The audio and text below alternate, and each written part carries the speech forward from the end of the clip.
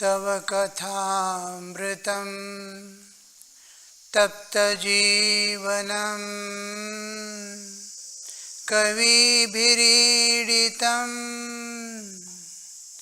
कल्मषापहं श्रवणमङ्गलं श्रीमदाततं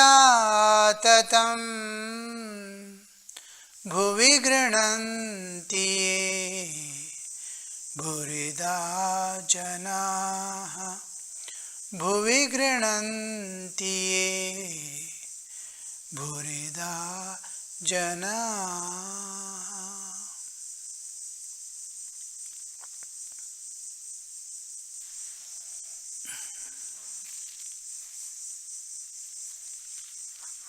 So, Vijnani state, Sri Ramakrishna was explaining, and then finally he comes to the final truth. The man coming down from the Samadhi perceives it is Brahman that has become the ego, we discussed, the universe and all living beings. This is known as Vijnana. The path of knowledge leads to truth, as does the path that combines knowledge and love. The path of love too leads to this goal. The way of love is as true as the way of knowledge. All paths ultimately lead to the same truth. But as long as God keeps the feeling of ego in us, it is easier to follow the path of love. The jnana is given by God, the ajnana is removed by God. The basic ignorance that the jiva acquires, or the avidya with which the jiva comes into this relative existence, the universe, is also by the will of God. So, Sri Ramakrishna is giving the final, whoever, in whatever, through whatever path one realizes the God, in any of his aspects, he has realized God. And the same one is appearing to different people, different sadhakas, according to their individual nature. I approach God according to the nature that I have acquired having come into the universe and moving about in this universe from body to body, what all tendencies I have acquired. With that tendency, I am just turning those tendencies towards the divine. Because the same tendencies when I turned towards the world, and because of my turning towards the world, I have acquired these tendencies. Even then we see the fact that whenever I have turned to the world, it has caused me bondage and suffering, except the duties that I do, which are my duties of life. Whatever I am, wherever I am, in whatever state I am, it is governing. Now, I am suppose a person in the world. I have acquired all the tendencies of the world. Suppose I am deeply attached to my child, and lives after lives, the tendency to hold on to the child, cling to the child is continuing. Now I have to just turn towards God. The same tendency to look upon God as my child. Each time I turned to the worldly child, it has gone away from my hand, because all this is temporary. passing events. And I cannot possess anything in this world as mine because it can never belong to me unless it is universal. A whole thing, whole universe, myself separating from the whole universe, when I embrace as mine, I become Purna. Because that whole universe was short of me. I have separated from it. And I was, now when I embrace the rest of the universe, I become Purna. I become the whole universe as if. The little that was kept separate from the universe has joined it. I become Purna. Suppose I being a small pygmy in this universe, I am holding on to another small person or object. It can never be mine because this belongs to the universe. It belongs to God. It belongs eternally, it will be here. We come and go. Everything is impermanent. The impermanency and uncertainty are the two important principles that is continuing in this universe. So, what is going to happen tomorrow is unknown, uncertainty. Next moment, what is going to happen, we don't know. Uncertainty. And whatever is there is impermanent. So, it gives suffering. There is parting. There is the moment I meet or hold it, it will slip away one day. Because what has come together has to part. Unless you become Purna by holding the whole universe as yours, then you become Purna. It can never be taken away because you are the cosmic existence. Where it will be taken away? It cannot go out of the universe, whatever exists. You are Purna forever. So you are one with the Lord of the universe. When you hold on to, or you hold on to God who is Purna by himself, you are holding on to the same universe as yours, God as yours, the transcendental reality. When you hold on to God as yours, you transcend the nature and enter into the absolute existence.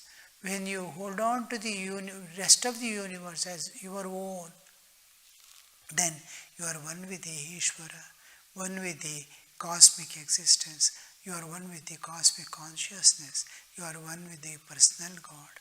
When you are holding on the entire personal God as yours, I belong to the Lord, Lord belongs to me.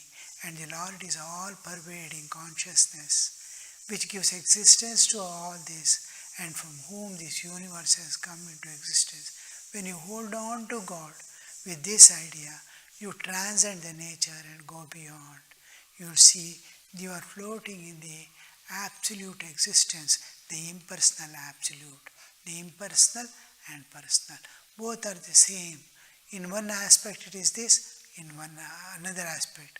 Similarly, if you try to love Krishna or Rama or any other deity of any other religion, then you are holding on to a wave of that ocean, infinite ocean, the impersonal absolute.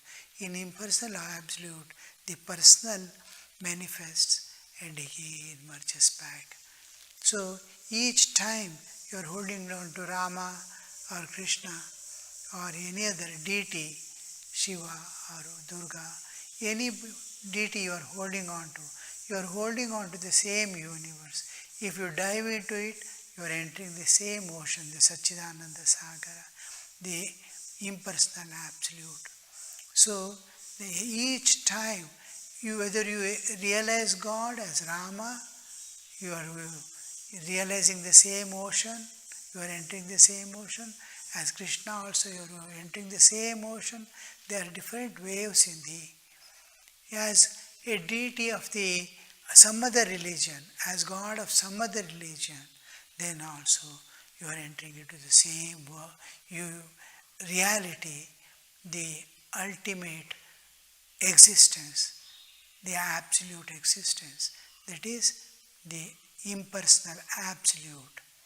in whatever way, whether you go through Christianity or Islam or Hinduism, ultimately you will enter the one absolute reality. So the paths may be different, the ultimate end is one, and that one end which is reached by all religions, all paths, independent of religion also, all denominations of gods and goddesses, the deities, whatever you hold on to, ultimately you reach that one impersonal absolute, the Brahman.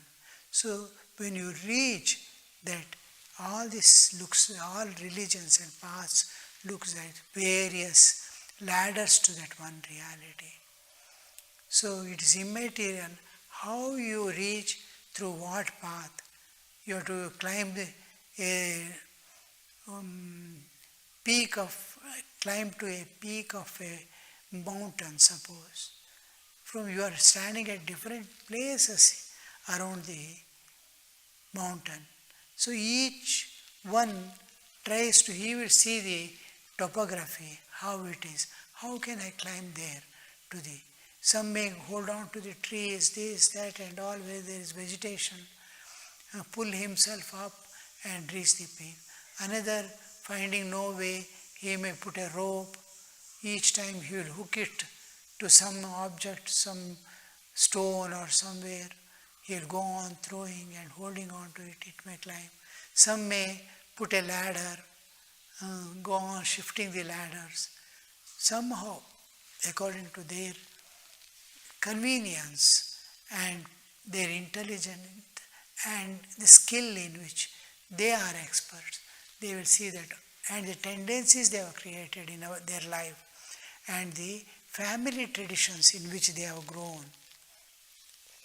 So I might have grown in some religion, and from birth I have been shown that path to go to the divine. So that is the path I hold on to. We are climbing from different directions or different places to the same peak. And the peak, when we reach the peak, you see all religions, all paths are from different places around the same mountain. So the mountain is same, the earth is same from where we are starting, and the end is same. We are climbing to that peak of spirituality, pure spirituality, Shuddha Chaitanya, spirituality from different angles to different. This is when you say a religion has a God, the ultimate peak is common. What I call God from my religion is the same God he calls by different name, from different, looking at it from, suppose you are opposite to each other, something happening in between us. I say he is moving towards the right, but it is the opposite person who is on the other side of the person. He says he is going to the left, because it is his left and it is my right. So the person is going in the particular direction, but to me it is looking, he is moving towards the right. For the person who is on the opposite side, he is moving to his left. So the difference is because of the position in which we are placed, because of our spiritual status, there is different. Where we are standing in spiritual status, maybe some are elevated, some are down. It depends upon the various status in which we are, how we have trained our mind and intellect, how we have understood the concept of God. Ultimately, each religion or each path, in whatever aspect he calls it is God, ultimately that is one God. That's what Sri Ramakrishna is intending to tell here.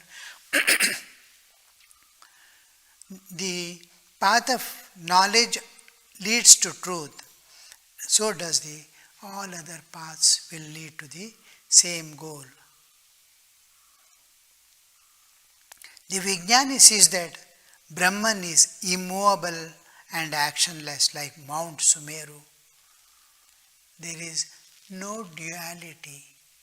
Now in this universe, it is bound by time, space, causation. There is time, space and causation. Causation means it's constantly changing flux. One is movement. This move because of the time and space. How do you recognize there is time? There is change. If there is no change, there is no time. Everything is changing.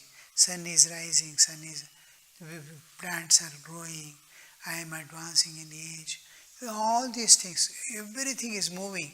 This motion creates the time, or time creates the motion. You can say in either way.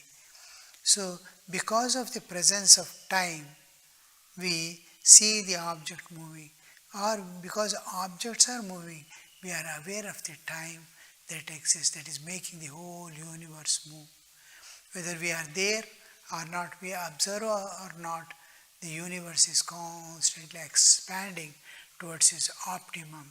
Again, it starts shrinking back and enters into the absolute. Again, it starts coming out. Same cycle oscillating from the one end to the other end. It goes on oscillating. So, time, whether anybody recognizes or not, this change is happening at the universal level. It is changing. It is moving. Now we are in the phase of expansion, and it goes to the optimum again. Now, Srishti Sthiti, and again shrinking back is Pralaya. So, when we are passing through this, because when there is change, we may not recognize, but time is there. Time is there with respect to the universe, till it merges back into the absolute. As soon as we wake up, there is time and space. The moment we sleep and enter into deep sleep, sushupti, then there is neither time nor space for me.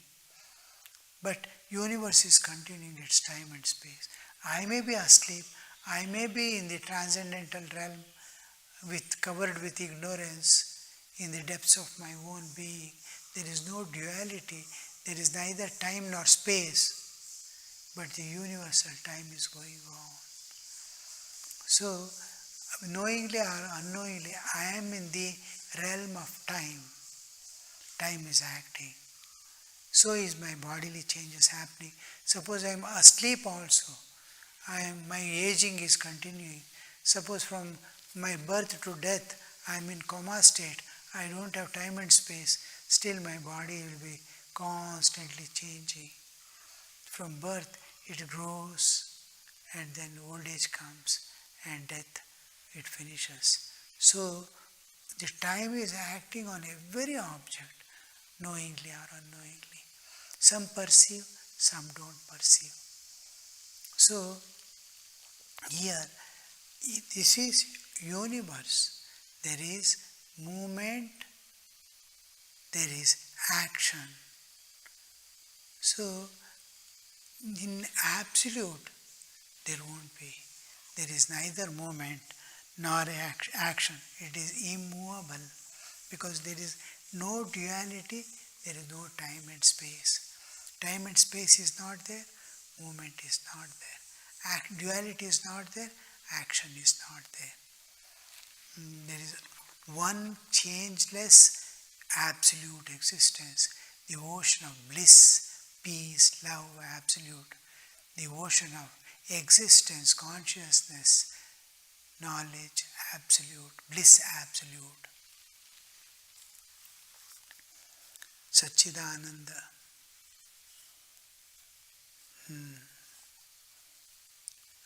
So Vijnani sees that Brahman is immovable and actionless like Mount Sumeru. The Mount Sumeru means the Sumeru Parvata. What we call in English? Kailas, Manasarovar, Kailas. The Kailas mountain, when we go there, strong wind will be blowing, heavy rains, we are little closer to the sun, and strong sunshine will be there.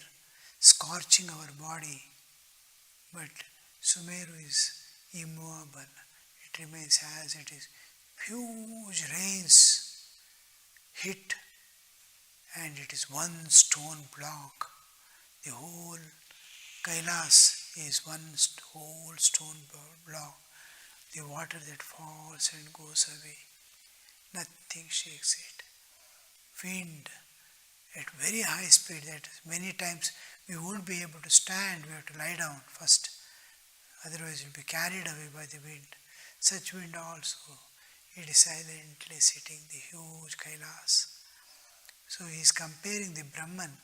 In scriptures, that term is used as sthanu. Sthanu means the anvil. In the blacksmith's shop, you will see the hammer, huge hammer, will be hitting the red hot iron, and they keep it on an anvil. That anvil never shake. It is huge block of iron, of very strong type.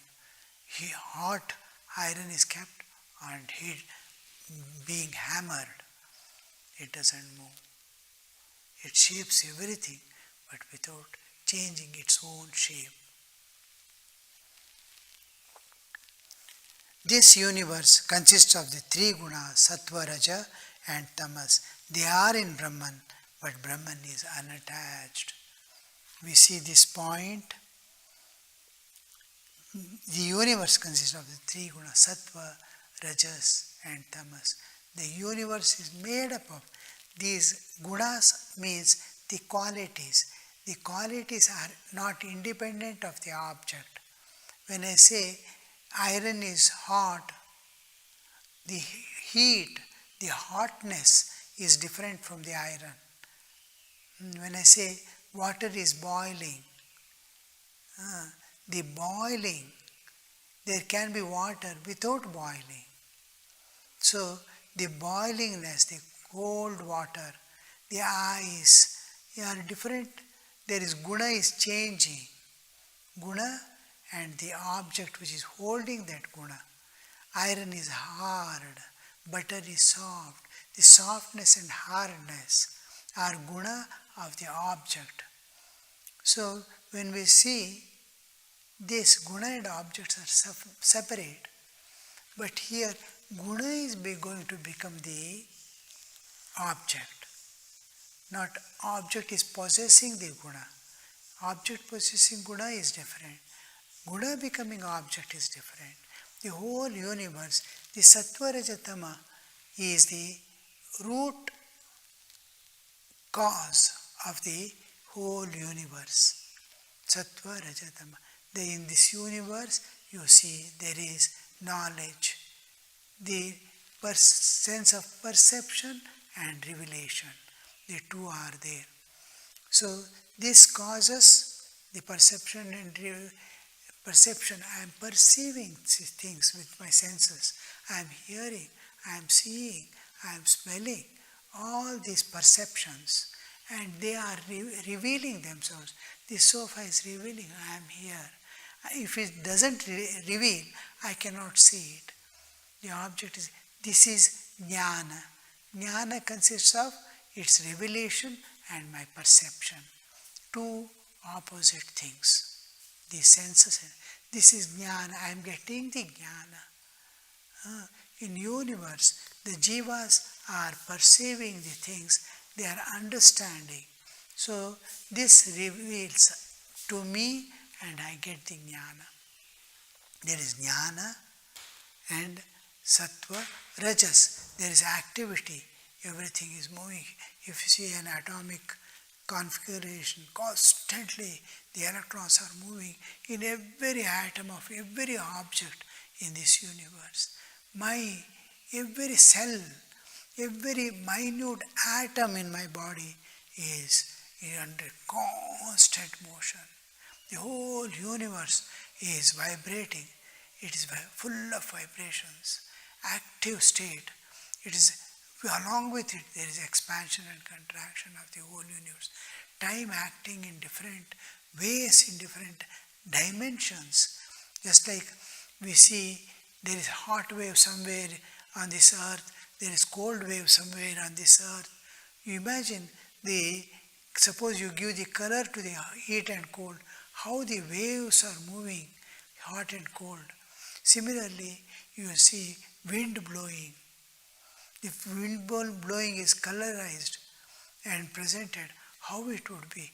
One side the wind is blowing at 120, the very next it may be blowing at 100, or it may be in the opposite direction, each colliding and moving about. What patterns of movement of the air you could see. So this movement, the action, constant action is going on in various ways, in various patterns, the action movement. This is rajas. The movements or action is rajas. Sattva, raja. And tamas is what has become all these material objects. Akasha, Akashat, Vayu, Vayu, Agni, Agni, Rapa, Prithvi. All these, Akasha, Vayu, Agni, Jala, Prithvi.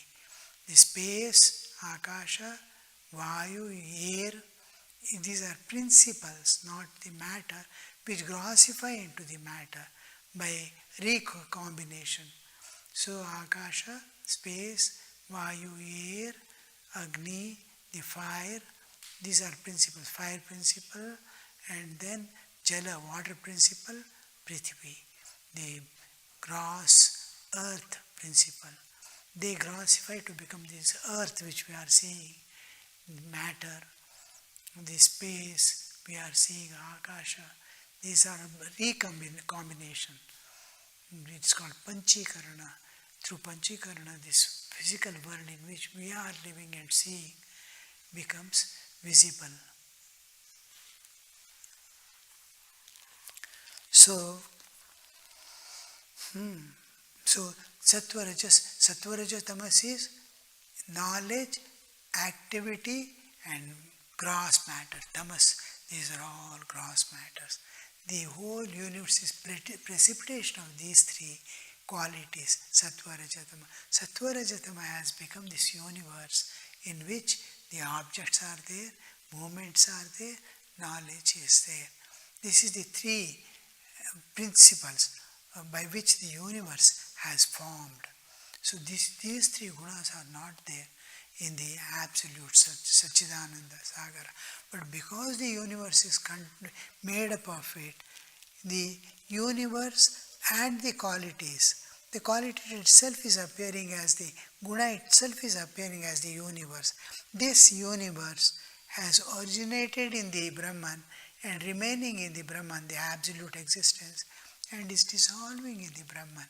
But Brahman remains unaffected by it. Sri Ramakrishna is telling here, Sattva Raja Tamas. The universe consists of the three gunas, Sattva Raja Tamas. They are in Brahman. The universe itself is in Brahman.